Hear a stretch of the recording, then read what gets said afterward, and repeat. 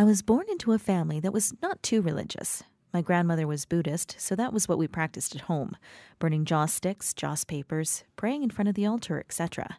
At the same time, my parents enrolled me into a convent where I was exposed to Catholicism. We said prayers and sang hymns every day, and I really enjoyed it.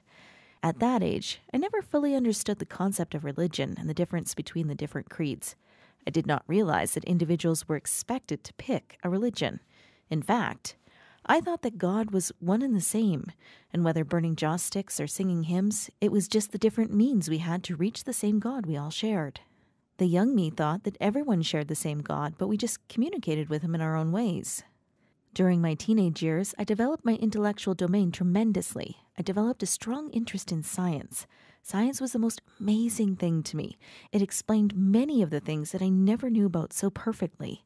Every time I learned something new, it was like something clicked.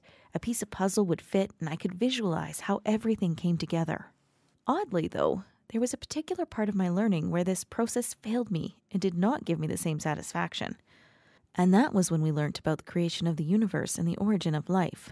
No matter how I tried to understand and internalize the Big Bang Theory, it was not intuitive to me. It did not feel right. Likewise, when we were taught that all species on Earth originate from a single cell, it did not sit right with me. There was no click, no fitting of the puzzle, no images and visions in my head. All that laid flat on the paper.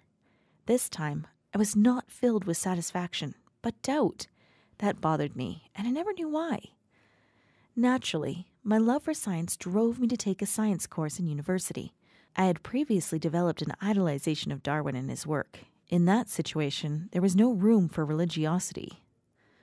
No one could convince me otherwise because, come on, it's science. Science was my love. I aspired to be a scientist. I made a hobby out of challenging my religious peers on their beliefs, quoting them grand questions from Richard Dawkins and Christopher Hitchens that were meant to undermine their faith. They would often stumble and stutter, and I would feel triumphant as they would further reinforce my beliefs. During the last year of university, I met my husband. Admittedly, I had little to no interaction with any Muslims in the past 2 decades of my life. He was the first Muslim I met. I knew absolutely nothing about Islam. Since he thought to introduce Islam to me, I thought, why not ask him the questions I used to ask my religious friends? It stumped them, so it should stump him too. To my surprise, he gave me very assured answers, unlike the friends I had stumped previously. Since I know nothing about Islam, I thought to give him a chance. Okay, so when you're in the mosque, what statue do you pray to? There is no statue. We pray to God. Then what do you pray to? God. Oh, okay. So who's your God? Who's the Muslim God? What's his name? He's not a Muslim God. He is God, the one and only, the Creator. Allah just means the one and only God. As long as you believe in the Creator, there's no your God or my God. It's our God. So you pray at him upwards? We direct our prayers in a particular direction. Oh, is it some holy direction? No, it is towards the Kaaba. Oh, the black stone? You believe it to be magical and that it possesses mythical powers, right? No, it is just a block made of stone. Huh. Then what's so holy about it? It's not. Only Allah is divine. It simply focuses every Muslim's prayer in the same direction. This particular conversation shattered so many preconceived notions I had of religions.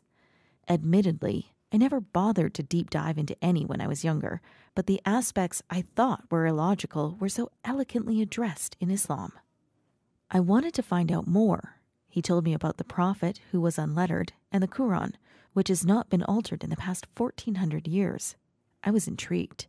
This was such a refreshing perspective to religion.